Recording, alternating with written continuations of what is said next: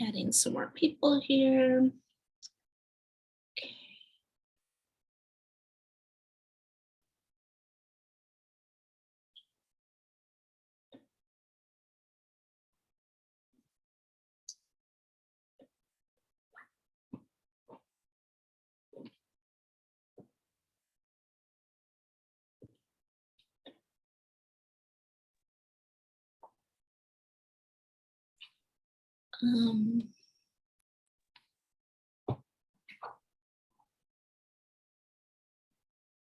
What do you mean now?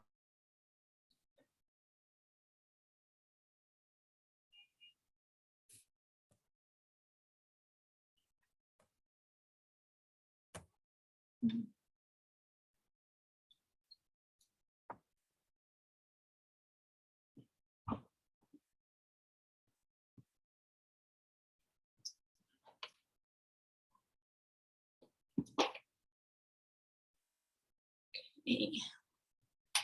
Give it a couple more seconds. We're still adding people.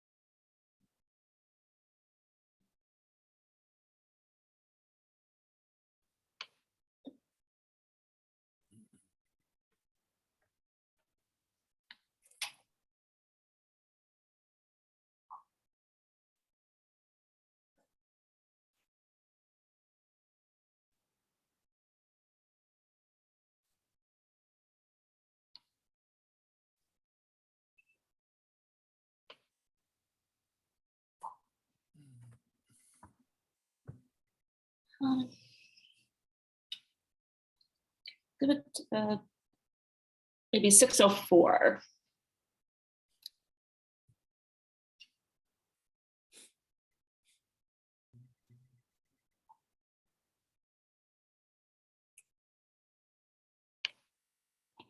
Thank you. Everyone was very on time.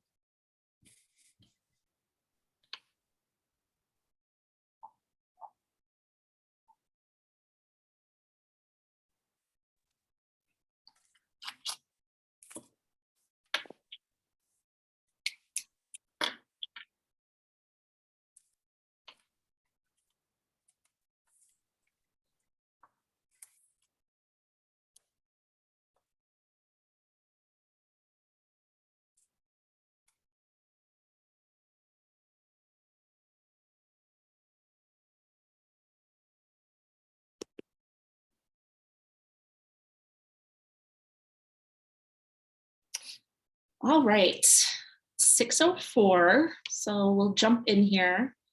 Again, thank you so much, everyone, for coming to the meeting tonight. We're going to be talking about Invest Southwest in the Greater Roseland area, focusing on Michigan Avenue, and talking about the RFPs, or requests for proposal, that the department hopes we can issue in November next month.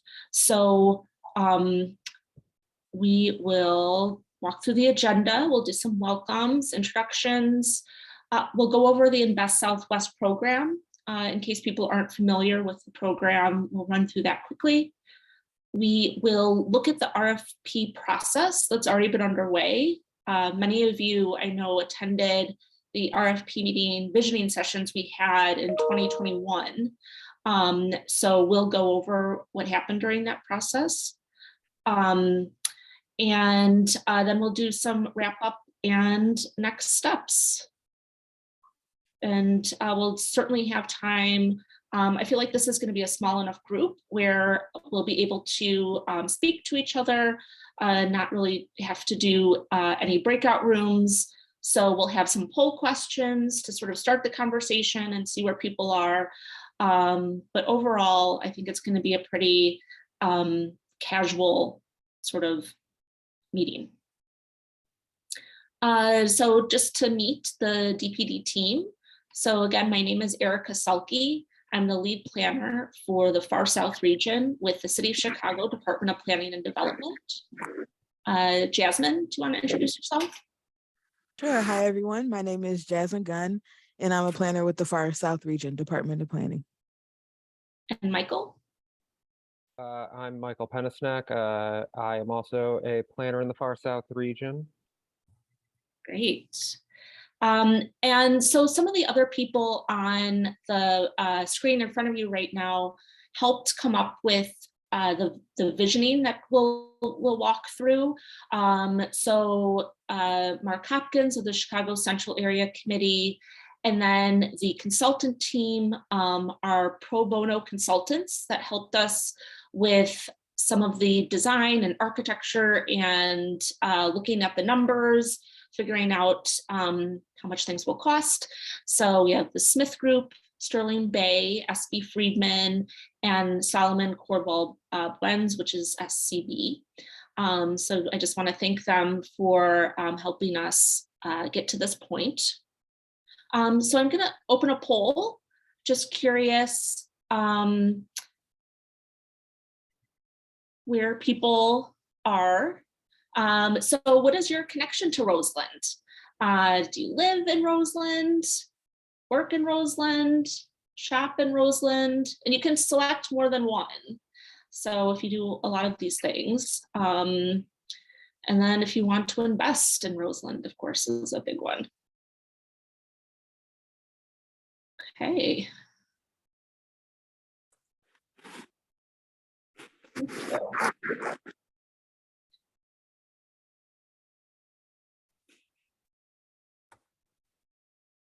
Okay, awesome. So we have a lot of people that have a strong connection to Roseland. Got a couple more responses. Fantastic. So I will end the poll and then share the results there. I think you should be able to see. So 7 people live in Roseland, 9 work in Roseland, 6 people shop in Roseland. Hopefully we can get that number up. 11 people live or work in a nearby community, and 5 people want to invest in Roseland, which is great. So thank you for participating in that. And I'm glad we all have a really good connection. Okay, so moving on. So I'm going to talk a bit about Invest Southwest, the program. So this is really, the focus is on creating equitable investment. So, you know, one of the things that we've studied a bit is that, you know, there is government funding in, you know, across the city when you're talking about, you know, parks funding and streets and things like that.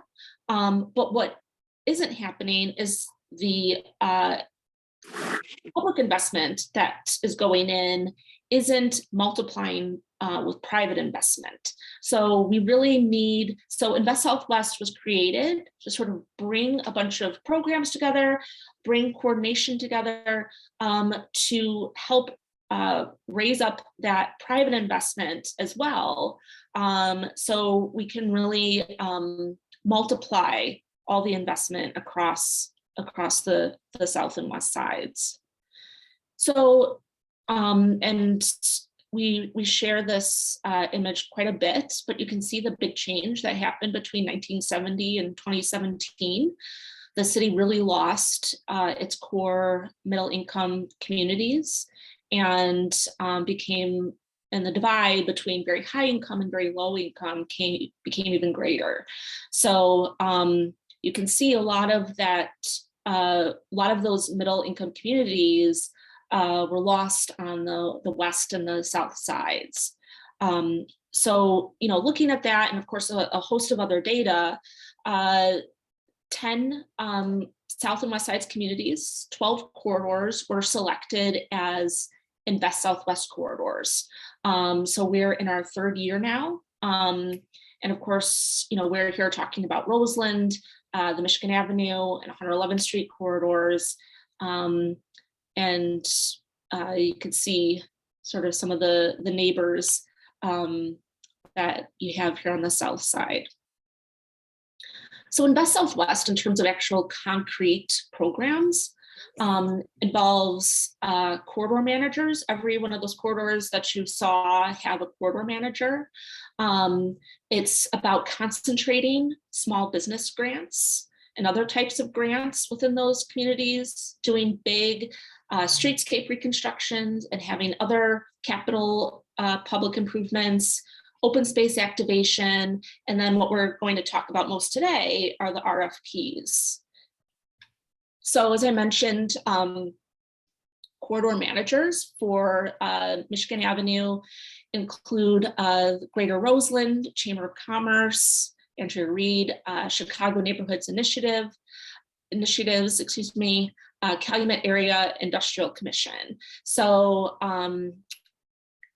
people from these different organizations meet regularly and talk about how they can assist the community and the city in identifying where investment is needed and helping people move through the various grant programs and things like that.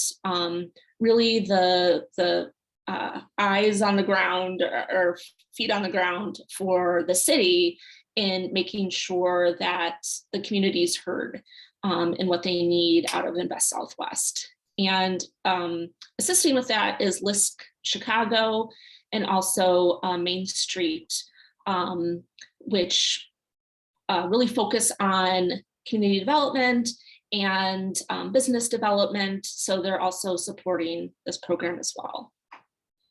Small business grants, also, with a focus really on building rehab, rehabbing existing buildings.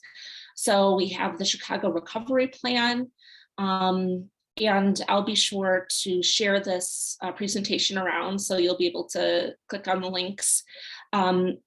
So we have the recovery grant. There will be another opening for that grant in the new year, towards the beginning of the year.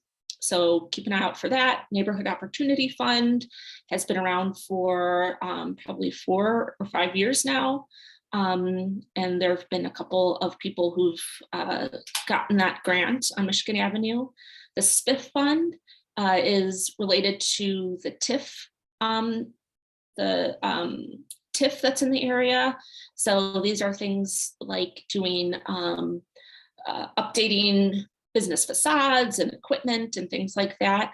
And then the TIF District Purchase Rehab Program is a program where if there's a mixed use building that has at least 6 units in it and has some commercial on the ground floor, and it can also be a combination of buildings that get you to 6 units in a small geographic area, TIF money can help with the purchase and rehab of that property. And CDOT, I think some of you have attended some of the CDOT meetings that have happened recently regarding the streetscape. So you can see the map on the right-hand side. It'll focus on Michigan Avenue and 111th Street. And actually there's a portion that goes further east down 111th to the Pullman National Monument. So these are major complete street reconstruction projects that'll involve, everything you see here: new lighting, curbs, traffic signal upgrades, and then also sort of aesthetic improvements in terms of identifiers, gateway identifiers, trees, and that sort of thing. So if you haven't already, take a look. Maybe Michael or Jasmine, you can put the CDOT link in the chat and take a look and participate in that design process with construction starting next year. And there'll be a phased construction on that. Open space activation. We haven't had one of these on Michigan Avenue proper, but in the sort of nearby area on Halsted between 112th and 113th, a new pop park will be opening on October 29th. So everyone's invited to go out for some activities and things like that. So it's just a way of, adding a little fun and some gathering space to the corridors and to the communities, the Invest Southwest communities. So those are just some of the programs that make up Invest Southwest. And this was data that was put together for the second anniversary, which was almost a year ago now. And they've found that with all of those different programs, it brought together about $1.4 billion in new investment. And you can see where some of that comes from the public investment. The RFPs will go into, Mike will talk about some of the RFPs that have occurred in other communities and how those are really bringing in a lot of investment. And then, we have the private investment as well. So as I mentioned, Michael's going to take over and talk a bit about the RFP process. What do we mean when we say RFP, and how does that work? So Michael, I'll hand it over to you and tell me when to flip the slides. Great. Thank you. Good evening, everyone. So an RFP, or request for proposal, as Erica said, is one of the big tools that we've been using for Invest Southwest. And it's not a substitute for a plan. It's not anything but taking your vision that you've created and putting it out to the world and saying that this is what the people of Roseland have said that they want to see on the site. Here are the available incentives, and marketing this out to community-oriented developers and getting responses back. I've had the pleasure of working on the South Chicago one, and it's been a wonderful experience. So yeah, Erica, next slide. And so we've had the other 11 corridors have each had their RFP. As I mentioned, I've worked on the South Chicago one. These projects range quite a bit. New City, that $51 million investment that you see, originally the city had just RFP'd a 25,000 square foot lot that we owned. But the developer came back, they put in their thing for the 25,000, and they said, oh, and we have a letter of intent, a letter of interest for like the building adjacent to it. And this has become a much larger development, all because the city issued one RFP. As you can see, they vary in size, and they also, have spawned off some adjacent stuff. So the Humboldt Park one, the Avenue, one of the other respondents actually took their unsuccessful but well-liked proposal and put it on a different piece of land on the same street. Next slide.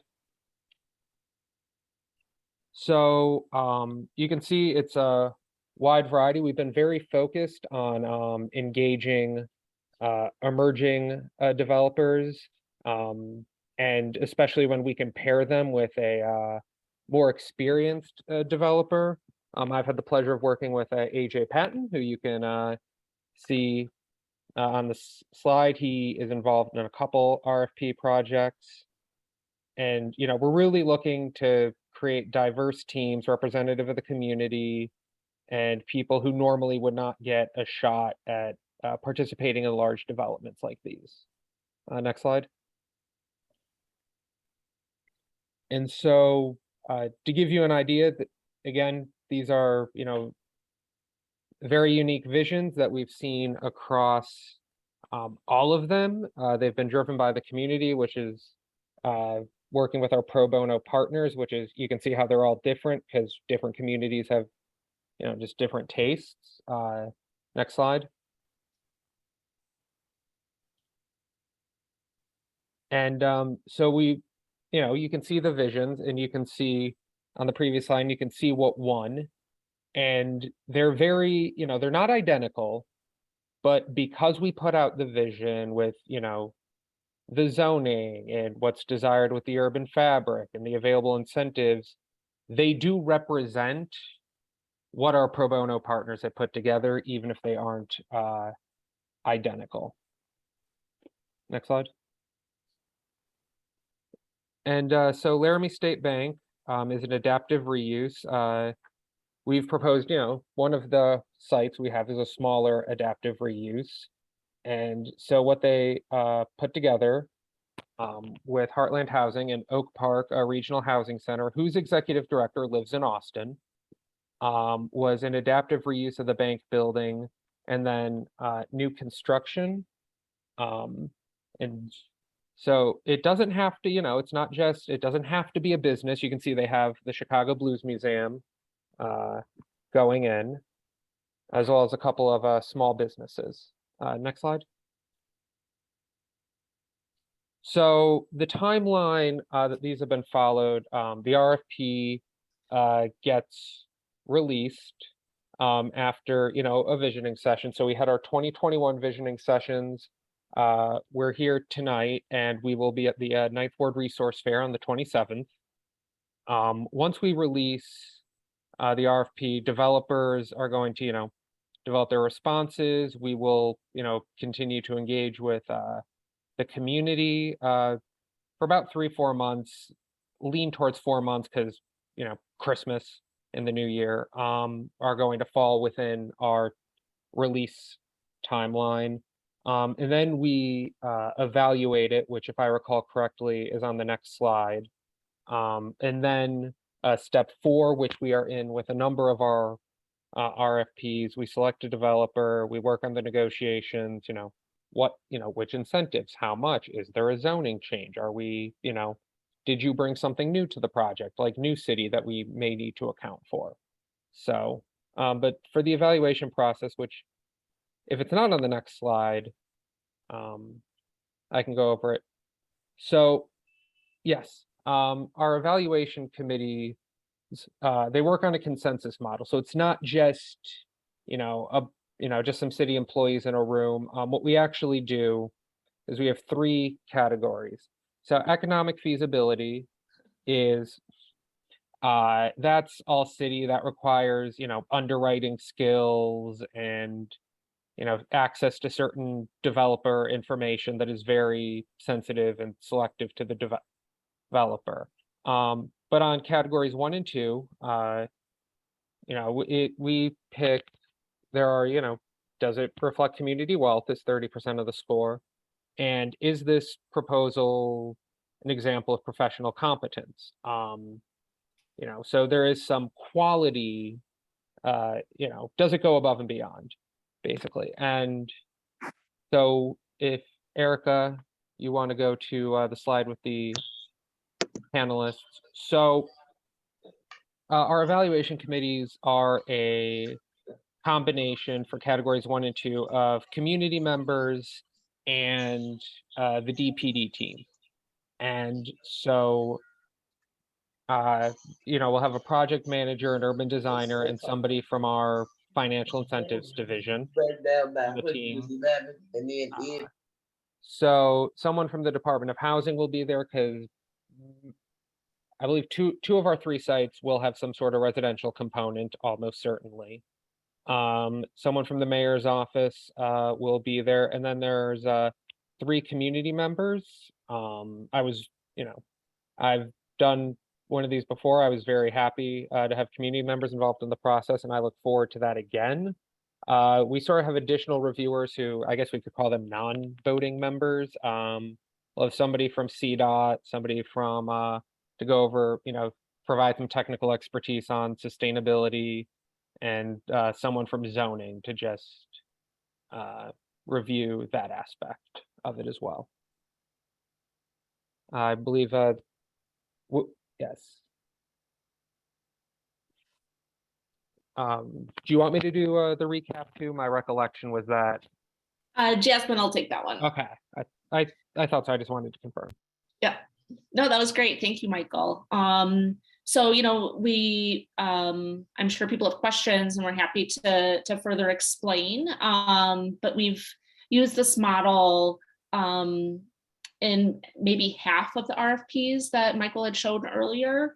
And I think people really found it helpful and felt that it was meaningful, that it wasn't just, sort of putting a community face on it, that it was actually people making decisions about which developer to be selected through a community process. So it's, this evaluation process, but it's also then surveys. There are meetings related to where the developers actually come to a community meeting and sort of explain their project and sell themselves to you to learn more about what they're doing.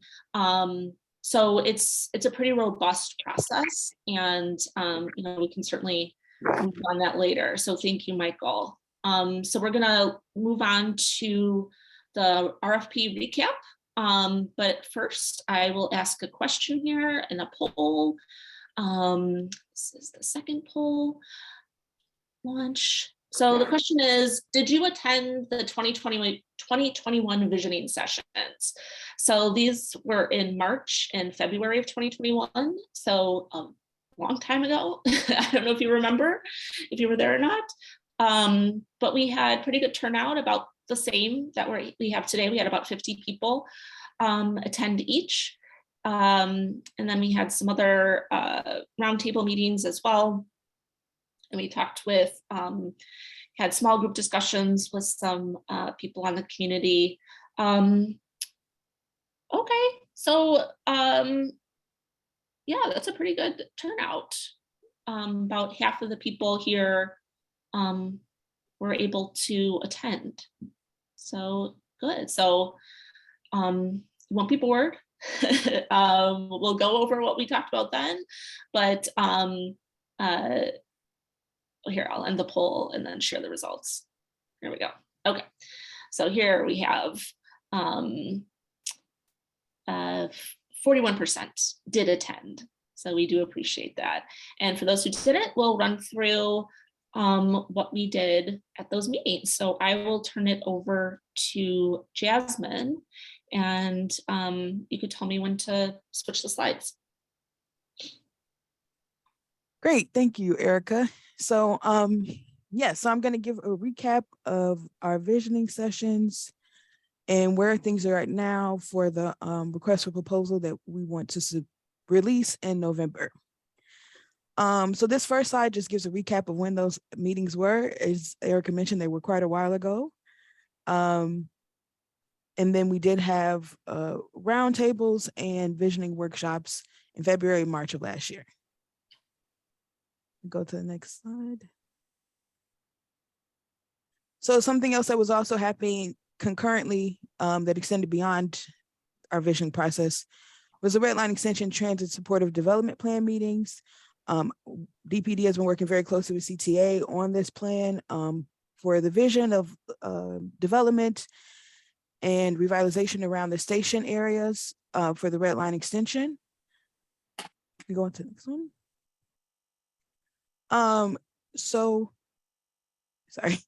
So in those meetings, we talked a lot about the historical context and character and value of the corridor itself. And here's just some historic images. And then the next slide just shows some of the architectural elements along the corridor and just some things to highlight and note of the architectural character of the community. And then for land use, this is a commercial corridor. So a lot of the buildings are commercial, and there are some with residential units above. But this is largely a commercial corridor with some vacant land, which I think the next, so this slide shows sort of the vacant parcels along the corridor. So there are some blocks that, like 111th Street, that are pretty built out, but then there are other blocks that do have some missing teeth. And then for transit access, these are the bus lines, and then there's a metro station a little ways off the corridor. And then also is noted this red line here is the future location of the Michigan station for the red line extension. So to give a recap on how we came to the sites that we're about to present, originally we chose these two sites, and we did do an evaluation of all the vacant buildings and lots, and we evaluated it for one, ownership, because site control is important. And obviously we don't want to take someone's property. We have no intention of doing that. We want to either own the property and have it to leverage and sell, or work with a private owner. And then we looked at the condition of the building and the lot, and then also the estimation of cost of that development. So we selected these two sites, and could go to the next slide. And the two sites were the Gately People site and then the Roseland Theater building. In the visioning workshops, we went through different strategies and development options for each of the sites. And then the next, and then we selected these two sites, which is the Gately People store at the corner of 112th and Michigan, and then the Roseland Theater building. And we chose these sites because they offer different types of development options. We definitely heard from people that they wanted a variety of things. Some wanted housing, some wanted commercial and retail activity, some wanted open space, some wanted single family homes. So we chose these two sites because they offer a variety of options. And then they're large enough, the sites are large enough, and the scale of development will fit in with the surrounding context. And then each offer financial feasible options. So we did have financial analysts put out a proposed budget for it to see if the city could subsidize and support it. And so we made sure that it was financially feasible as well, any proposal we put forth. Next slide. So the first site is the location of the old Gately People store. It did burn down, and then the rest was demolished a few years ago. So the proposal for this site was along the rear street. There is a lot of single family homes. So the proposal is to do a development of 11 single family or townhomes in the back to fit in with that context. And then on the commercial corridor, there would be retail at the ground floor and then multifamily units above. So this is just a site plan of what that would look like. So there would be the mixed use building on Michigan, and then parking in the back. And then this would be the single family residence with the garages and everything in the back. And this is a rendering to illustrate what that building could look like along the corridor. So you can see there would be an active ground floor there. And then some of the upper units would step back off the street. So the second site, we heard a lot about preserving existing infrastructure, existing buildings that are there. And the theater building was one that came up a number of times because it is a beautiful building. It's currently vacant. It is privately owned, but we have talked to the owner who is on board with the process. So that helped as well. And then next to the site is city-owned land that is vacant. So we paired those together for the second site. And for this scheme, the idea is to adaptively reuse or renovate the theater building and redevelop it into a new use. There were a number of ideas thrown out there, such as a food court, an entertainment or cultural use, or commercial or retail. And then next to it would be a sort of plaza, open space for the community to enjoy. And then there could be a micro retail component where residents who may not be able to afford an official storefront could do pop-up shops and grow their business in there as well. So this is a diagram to show that. So we renovate the existing building, have the open space, and then a micro retail usage as well. And then this is just a street view of what that could look like. New plantings, it would be well lit. and space for people to sit and hang out. Sorry about that. You're fine. So the development, so originally in this last year, we were going to do those 2 sites. Something that happened within that time frame were a couple of things. One, originally there was supposed to be a development at this site that did not come to fruition. It's been vacant for over 15, 20 years. And we have been able, the city originally owned it, but it was tied up in a contract for this development that never happened. So we were able to reacquire this property highlighted in blue here. It is the largest vacant site on the corridor. And it's also, again, the location of where the Red Line station would be at. So there was already some community meetings and discussions around what development could look like at this site. So with that, we did decide to add this site to the RFP as an RFP opportunity as well. Go to the next slide. So for this, our request for proposal, the areas highlighted in gray and blue will need to be space for the actual construction and construction of the station, as well as the bus turnaround and parking. So the area highlighted in red will be the development proposal opportunity sites, and a developer could choose either site A or site B. It could be a mixed-use store, a mixed-use development. We heard a lot about the need of a grocery store and retail or commercial space at this site. And so this is some of the massings that was generated through that process and what it would look like on the site. And then a rendering of what that would look like is having a generous, having a step back from the street, having a nice open seating area, and space for residents to enjoy this stretch leading up to the station.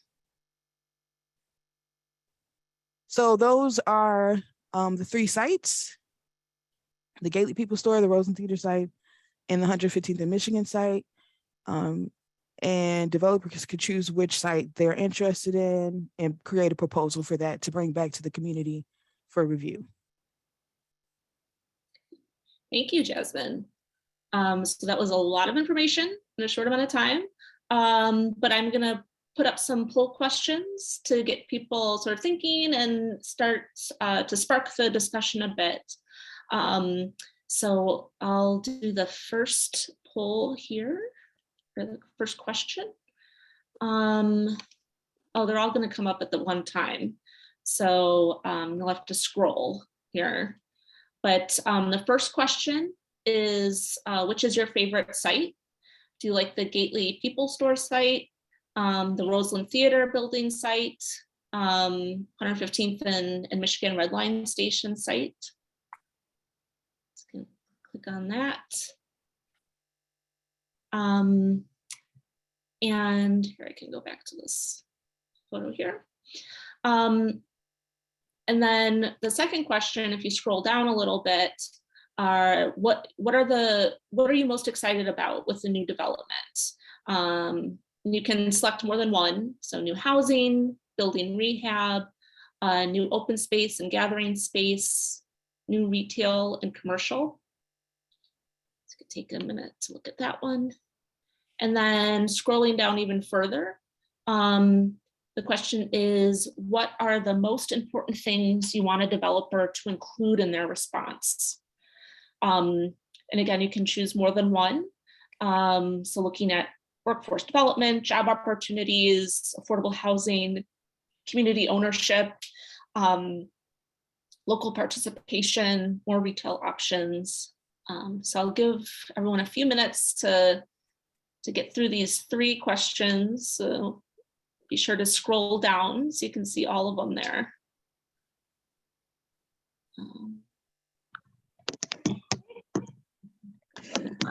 Please, I could call this woman.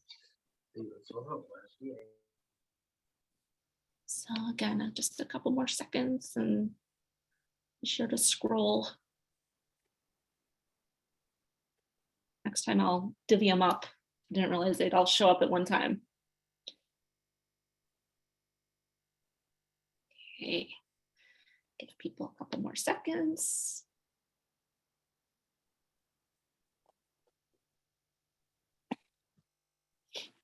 All right. Awesome. Okay, we're getting a couple more responses.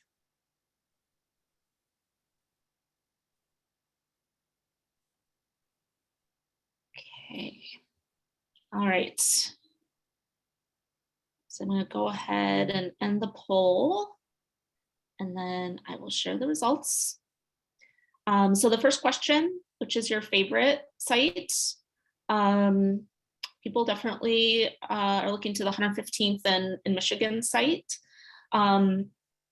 This is certainly, an interesting site in that it's actually going to have the station on it. So this will be under construction for a little while, but it does provide the most space and, the most sort of defining corner on the lot, and people also like the Roseland Theater building as well. What are you most excited about with the new development? Here it's building rehab and reuse. We've heard, often that's really what people care about here on Michigan Avenue. How do we get these really beautiful buildings back up and in use? Also new retail and commercial, and then public open space, gathering space, and new housing. And then finally, what are the most important things you want a developer to include in their response?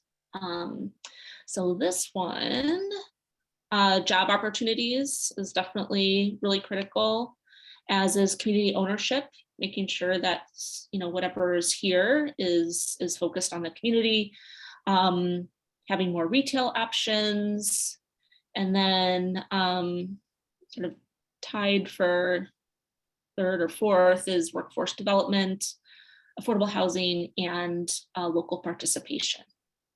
So thank you so much for answering those questions. And I want to thank too everyone who's been posting in the chat as well. And we'll go through those as well. But I'd really like to open it up to everyone here. You can either raise your hand or unmute yourself, and let us know if you have questions or if you have comments or want to talk about some of the other issues here.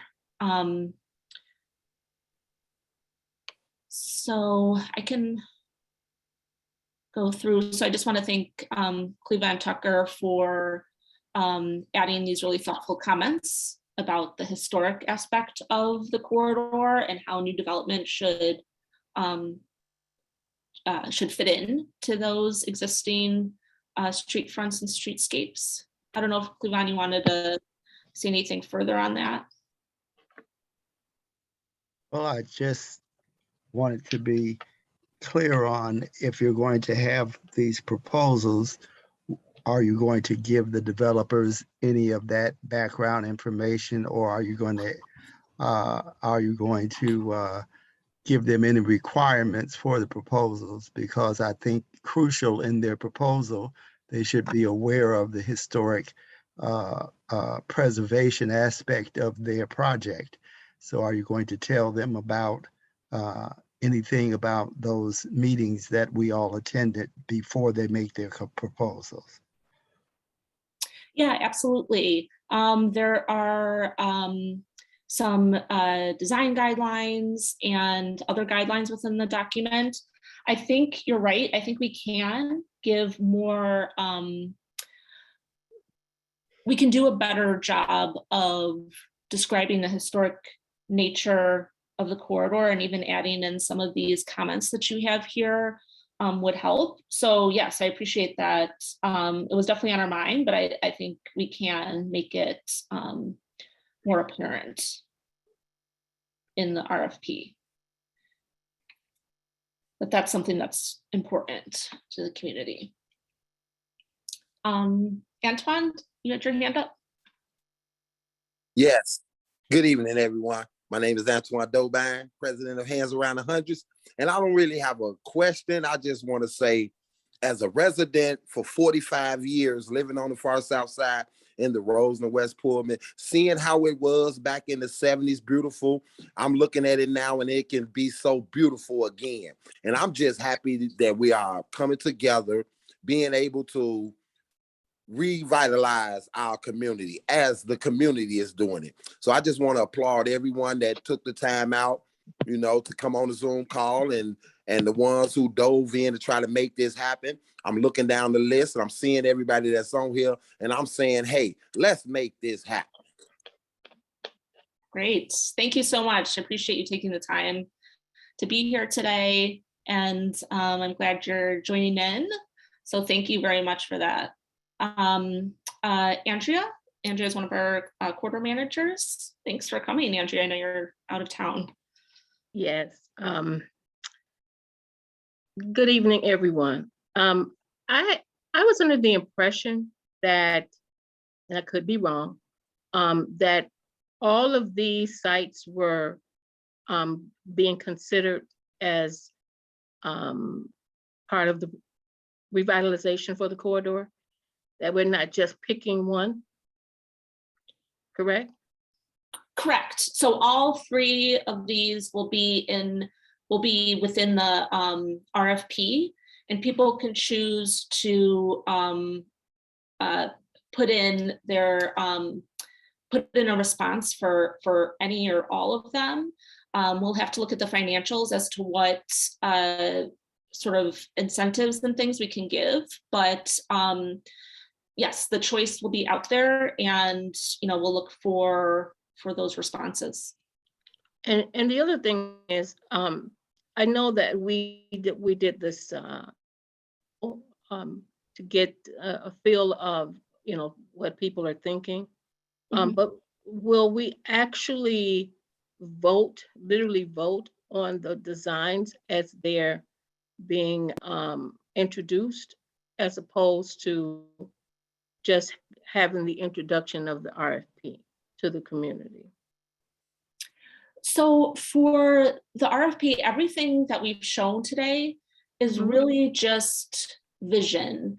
It's thinking about what types of uses, it's focusing on certain sites, it's focusing on materials. We know we've heard that people prefer natural stone and masonry as opposed to metals and glass and other sorts of things. So this is really just a vision. When we get the responses back, the designs will be very different. So at that point, that's when we'll have the developers that's when we'll have the developers. That's what I was concerned about. I just don't want us to run into you know what I'm saying. Yeah. So last thing I want to say is historic preservation, is like near and dear. I saw Dan Kleiber and he promised me, I might be beating a dead horse, but I think that noting the historic presence and trying to maintain as much of that in our corridor is just, we have Pullman, we know Pullman is historic, but so is Roseland. And I think that is a major attraction, in my opinion, to kind of set us apart from any other areas. And I hope that we highlight the history as much as we can. Absolutely. Yes. Thank you, Andrea. And yeah, I mean, this corridor is so unique. I mean, if you couldn't build this today if you tried, and so many people love that sort of authentic feel along the corridor. So it's definitely something that's very special that you don't find. Well, one last thing, and I promise I'm not going to say another thing. We did our research. We've identified 105 properties along the corridor that have historic presence. And they're not mentioned much, but that's, again, something that just should not go away. We need to make make that well known.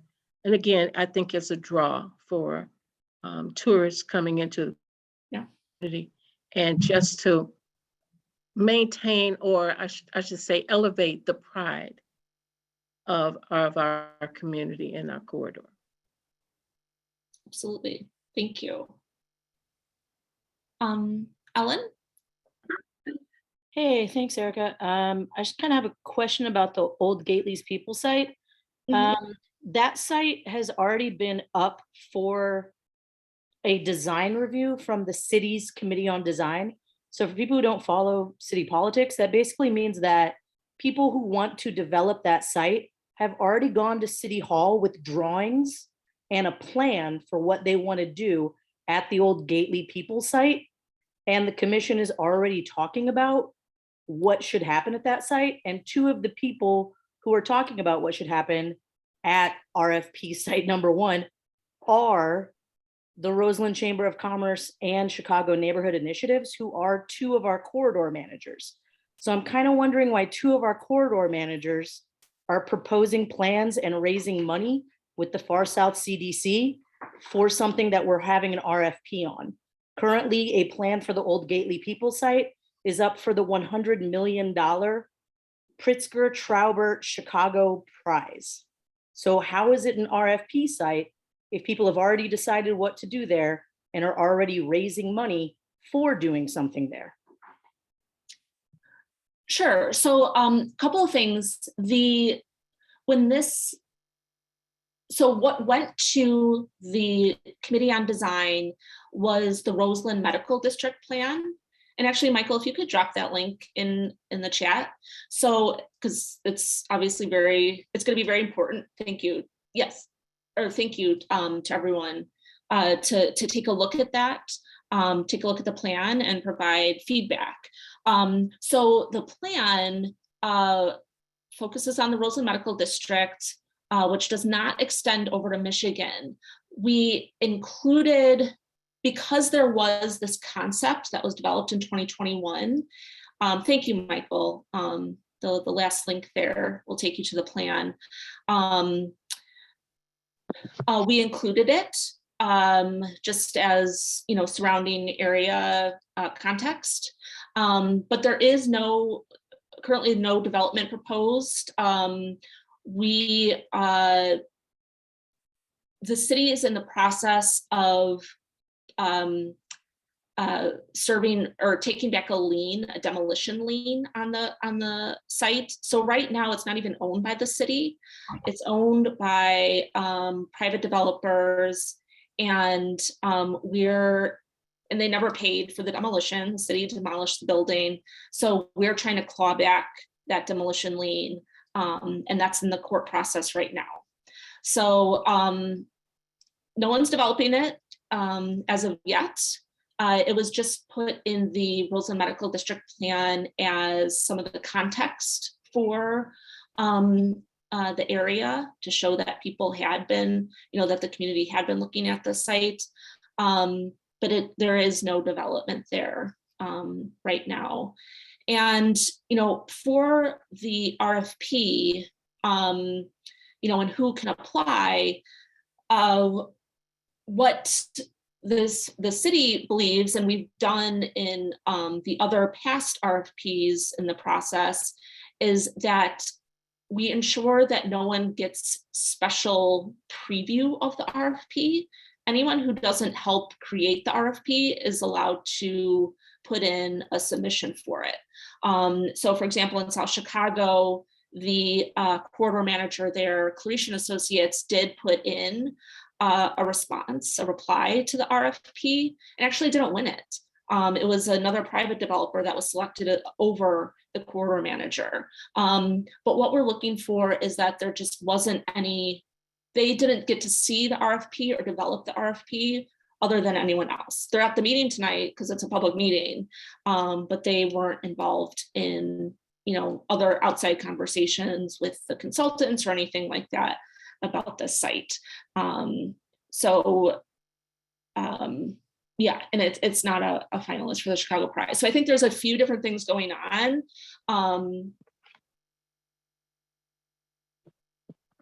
in the corridor, but it was just mentioned in the plan for context.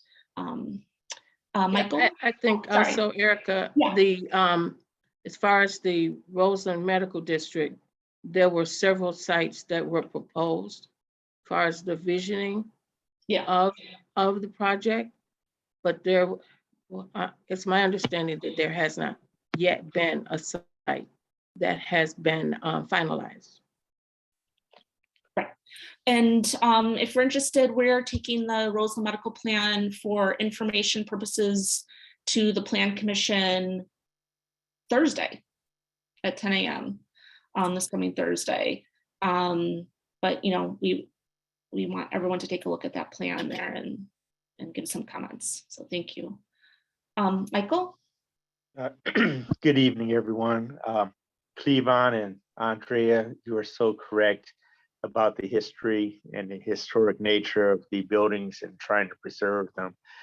I have a question. There are a number of decorative fountains throughout Chicago. I used to manage some of them. It would be absolutely wonderful if somewhere along a TOD area or through the Roseland Business District that a decorative fountain be considered. Also, you had mentioned, and I didn't quite understand, there might be grants for 6-unit buildings that have maybe 6 units and a mixed use aspect to it. Could you re-engage or restate what was said about the 6-unit buildings mixed use? Sure. So it's a, let me just quickly go to that slide. Sorry. So it's, and I'll post this so you all can have all the links for that. What is it here? So it's called the TIF District Purchase Rehab Program, and it's administered by CIC. So if you go to CIC Chicago website, you can see the TIF Purchase Rehab Program there. And it sort of goes through all the requirements you need to apply and provides information. And it's a program that's open all the time. So you can apply for it whenever. There isn't like a start or end date on that. So yeah, take a look at that.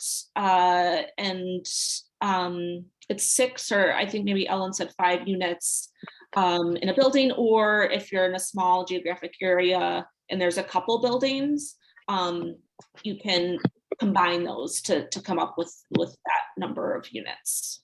I don't know that we've done one yet under this new program because it's been around for a while, but it was only available in a couple different TIFs, not including Michigan Avenue. So now it's open in Michigan, so it could be an opportunity there. Sure. So if I found someone that was interested in purchasing a couple of buildings or one that fits that the description, I would reach out to the CDC or go through one of these websites. Yeah, CIC Chicago. Oh, okay. And industrial, okay. Yeah, or reach out to me. I don't know if you've met Jim Harbin with DPD. He's been sort of pushing the program, but yeah, feel free to reach out to me and I can give you some more information as well in that link. Thank you. Sure. Mr. Davis, Willie Davis. Yes, that's me. My name is Willie Davis, and I'm with the WE organization, which is a re-entry organization within the Roseland area. And I'm 100% behind the development of the Roseland community, especially with preserving the historical preservation of the buildings and stuff. But also, I wanted to know, are we thinking about those that's going to be affected by this development? Like those that live in the community, are they going to be housing available for them? Or how are they going to be affected? Or are they going to be affordable housing for those individuals that might be affected by this development? Yeah, absolutely. That's definitely a concern. We've heard across the different corridors where there's been an RFP.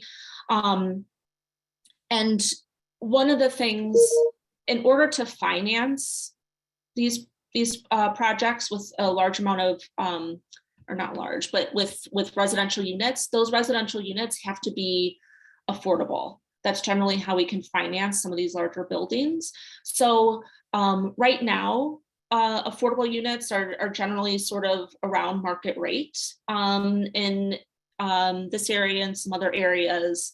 But we see that as an opportunity to sort of lock in affordability so that as the community progresses in the future and we see more development, that we'll be able to have that affordable there all ready to go, to ensure that people want to stay in the community can stay in the community.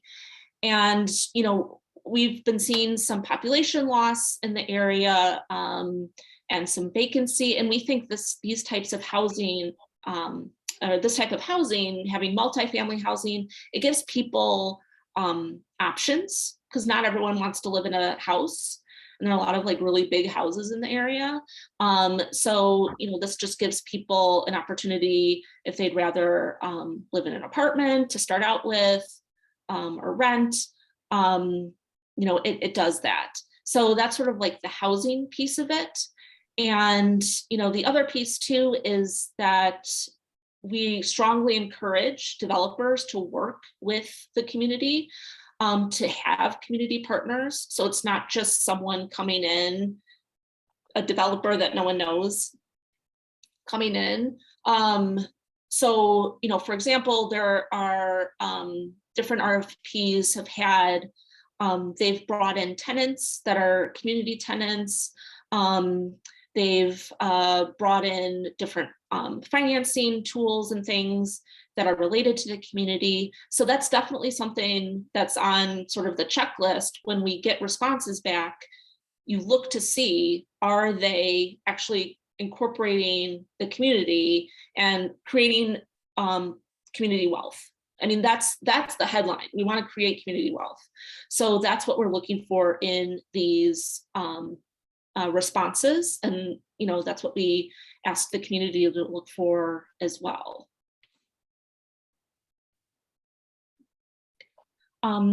Ms. Truss? Good evening. I noticed in the chat that Mr. David Doig asked a question, and I'm not sure if you answered it regarding the CTA plan and around 115th Street. Did you answer that question? Yeah. I have not. I did not. He's on the very same page I am on. And I have a question. Amir, I would like you to definitely take notes and take this back to the team. Are you guys, Department of Planning, willing to have a roundtable meeting with CTA? Because it seems like you guys are in conflict of each other, and your ideas are not in sync.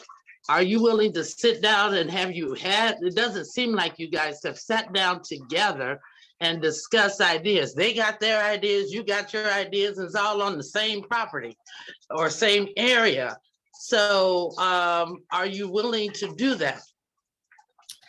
Yeah, absolutely. And Jasmine, who's on the call, she has been. I would like all three of you to be at that roundtable meeting. No, absolutely. Okay, all planners, let me put it that way.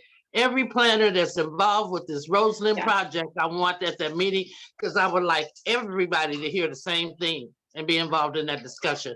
Amira and Ms. Selick, I will follow up on this with CTA, okay? Yeah, no, please do.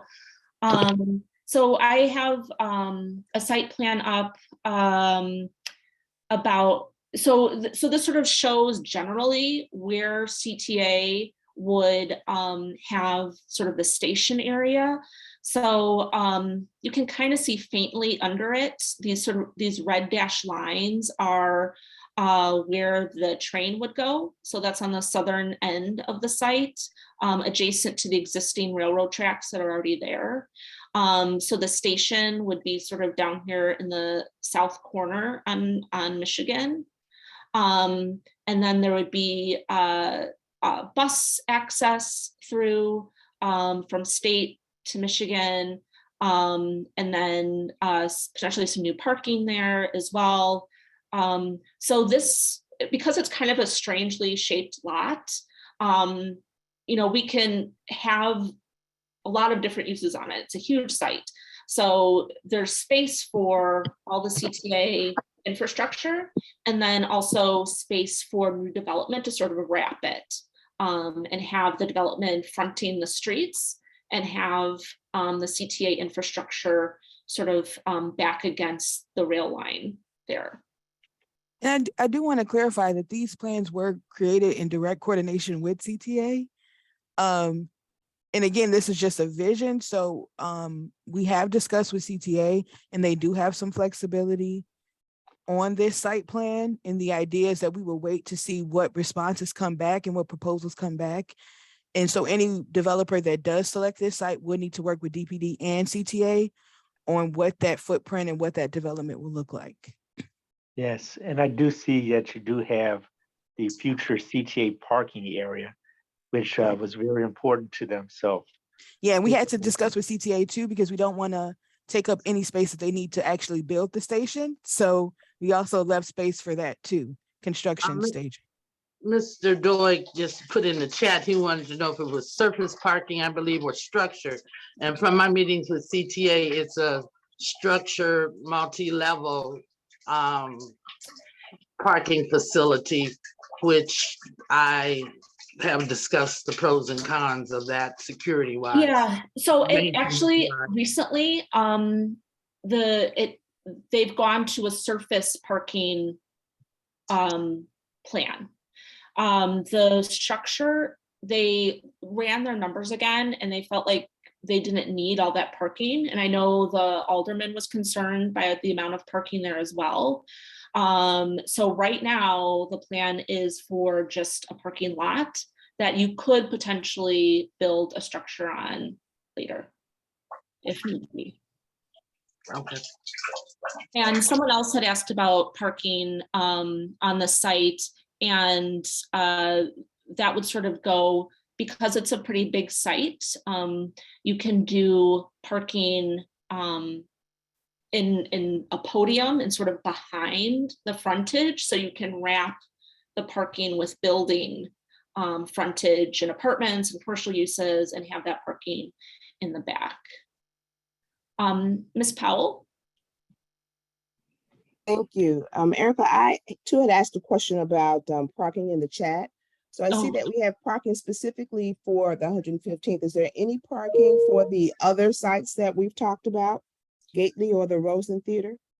Sure. So this site too, the theater building, takes advantage of the fact that the site, that there's that hill that goes up to Michigan. So you'd be able to park on the alley and sort of under where there's the outdoor deck. And again, this is just something where the architect looked to make sure it was possible. We don't know if this is going to be the end design, but it shows that it is possible to provide parking on the site by coming in off the alley and sort of being under the other use. And then for this site, it's quite large again. So you'd have, each house would have their individual parking with a garage. And then there is space for parking behind the building off the alley as well. All right, thank you. And I had a couple other questions in the chat. So can you tell me whether or not there has been a budget set already for this project? So we did have, one of the things our pro bono team did was that they put together what's called a pro forma, which looks at costs related to these designs. And it's really just to prove that the development could happen.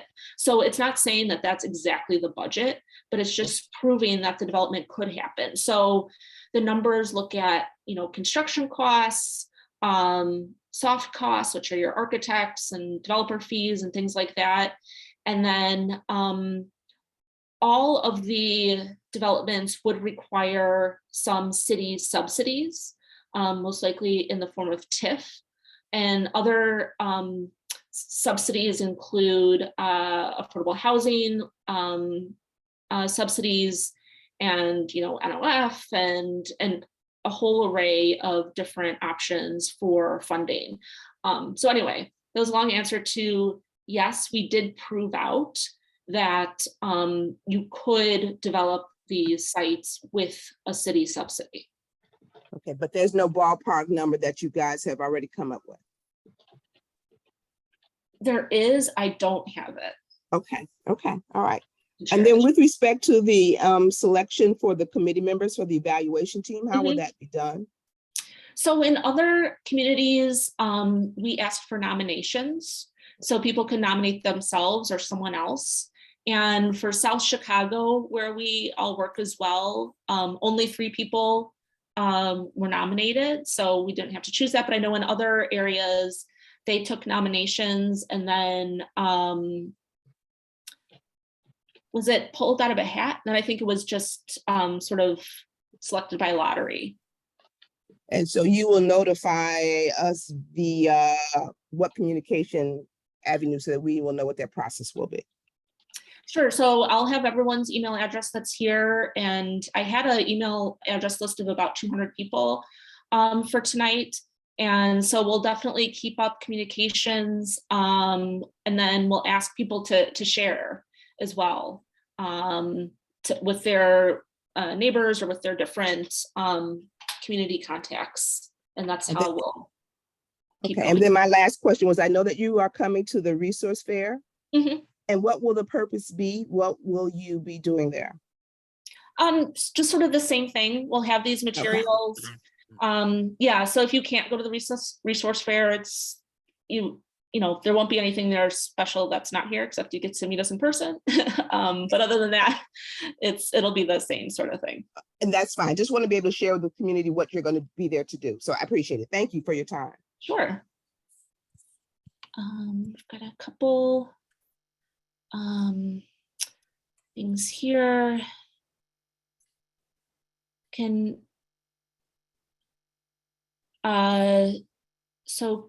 Ellen was asking about who can be chosen for the RFP selection committee. So we had, you either had to be a resident of the community, own a business in the community. What was the third thing? Does anyone remember? Nicola Jasmine, I don't remember. But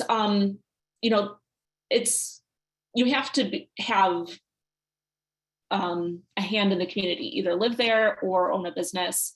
And really focusing in, it's best if we could get someone from the actual corridor or in the direct surrounding area. And disqualifiers, you can't be involved with any of the responding teams as well. Yeah. Right. Thank you. So the resource fair, so it's the 9th ward. So the Alderman Beal is putting it on, and it's at the Pullman Community Center over on Woodlawn. And it's October 27th, which is not this Thursday, but next. And I think it's from 10 to 2 in the day.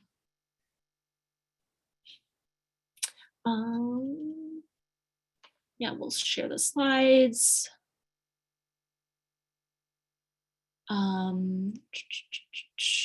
There was one question about the businesses at the 115th site. So there is no intention of removing or displacing any of the existing businesses. All the proposals are on the vacant land that's there at that site. Correct. And then we will encourage any existing businesses to utilize any of our small business improvement programs as well. Yes. Oh, and thank you, Evan, for putting in the resource fair information there in the chat.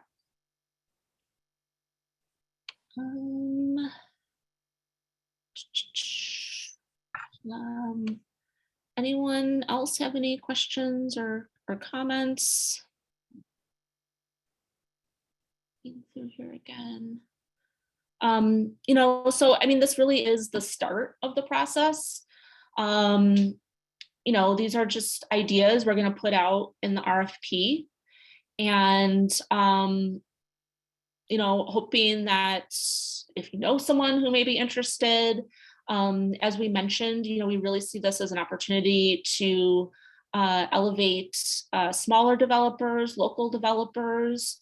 So, you know, we'll have some meetings after we issue the RFP. There will be a meeting held, which will be listed in the RFP when that will happen, where people can come and ask questions. And, you know, we invite people to attend the meeting to see if maybe they can see who else is interested and see opportunities to partner up. So we don't have the date yet for the RFP issuance. We have early November, but you know, I'll make sure everyone here gets an email saying when it's up. And it's, as Michael said, it's generally about 4 months for people to respond. And then after that is when, you know, our work starts, the developer work. Sort of, they can take a rest for a minute, and then it's the sort of community, it's the community that has to then start reviewing. And oh, so Kim, right, the pre-bid conference, it will be after the RFP release, but soon after, so people will have a chance to sort of meet and talk and partner up if they would like.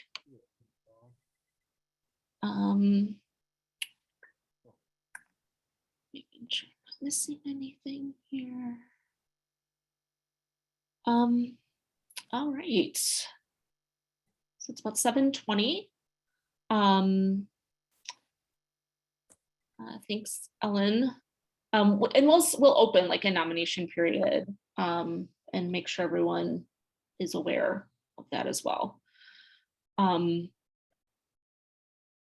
So if no one has any other questions, we can wrap up a little bit early. I really appreciate, I mean, it was still an hour and 20 minutes. So I really appreciate your time. It was a long time. So we really appreciate that. Everyone coming out and listening, and hopefully we'll see some people on the 27th. And we will, I have everyone's emails who's here. So we'll send out the recording and the slides if you want to share it with someone or take another look. And, you know, this is sort of the start. So we look forward to working with you. And we can stay on a couple more minutes. If there's anyone who wants to ask any more questions. So thank you.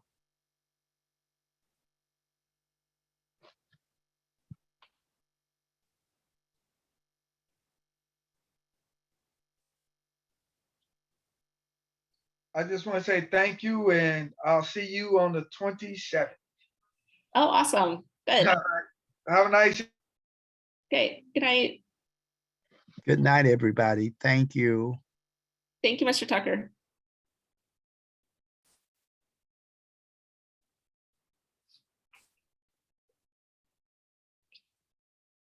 Well, thanks, Andrea. Safe travels. Good night, everyone. Good night. Good night, Ms. Porter.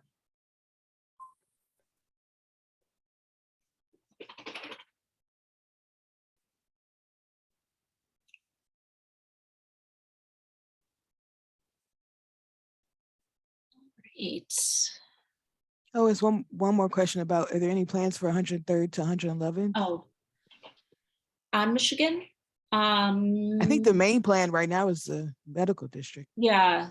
So medical district is from 110th down to 113th or thereabouts. There, and then we'll be starting a big planning process for 95th Street in the new year. So we'll be sure to share that information with everyone too. Yeah, and then there's also the red line extension plan, which includes those 103rd and 111th.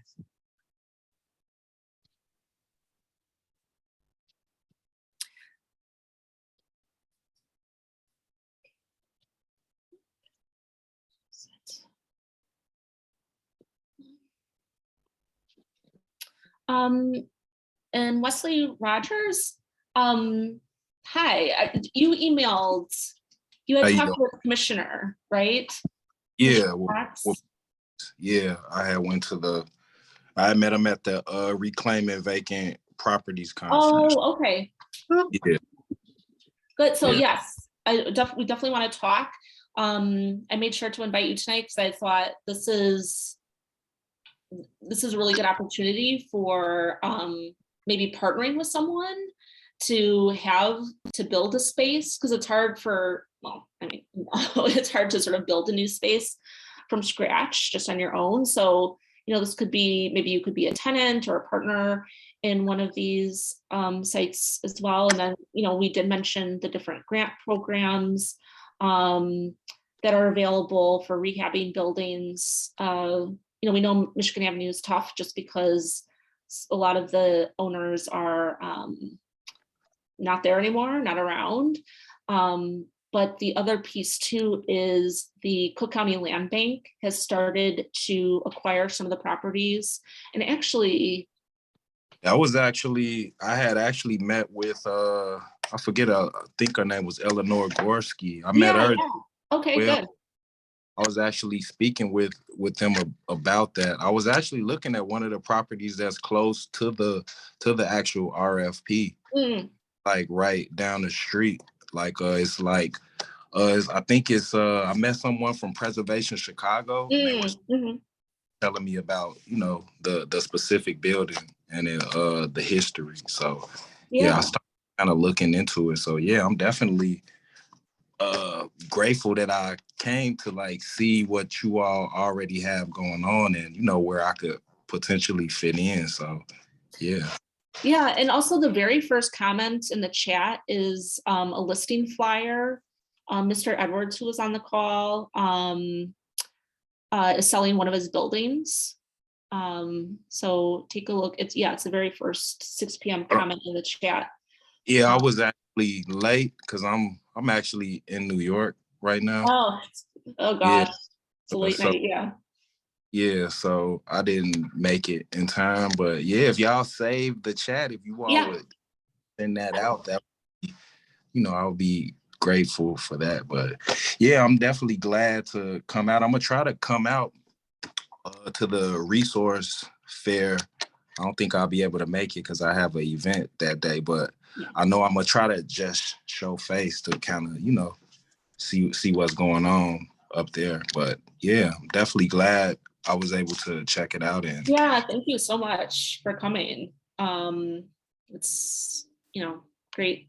I think it's good to see all the excitement too that people have, and there are a lot of people working in the area, so it's just really good to see.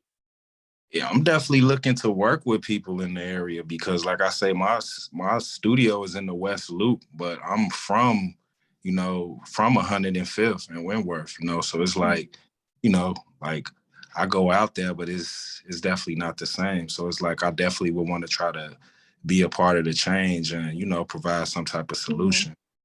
So definitely.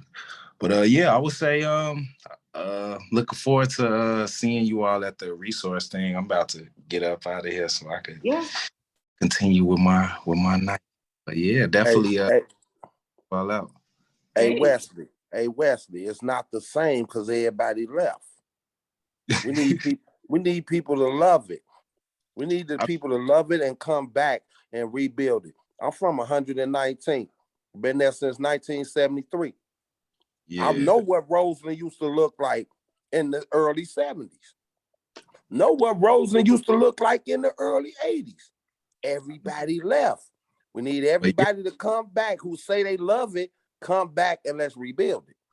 I come back, but I'm saying like when you don't have like stuff like this going on to help you do it, like, like it's hard, like. And I would come check us out. Come check us out at the Far South Chicago Coalition. There's a couple of people on here. We got the Far South Chicago Coalition going on with Joyce Chapman. Hey, we community. We ain't going nowhere. We'll be here.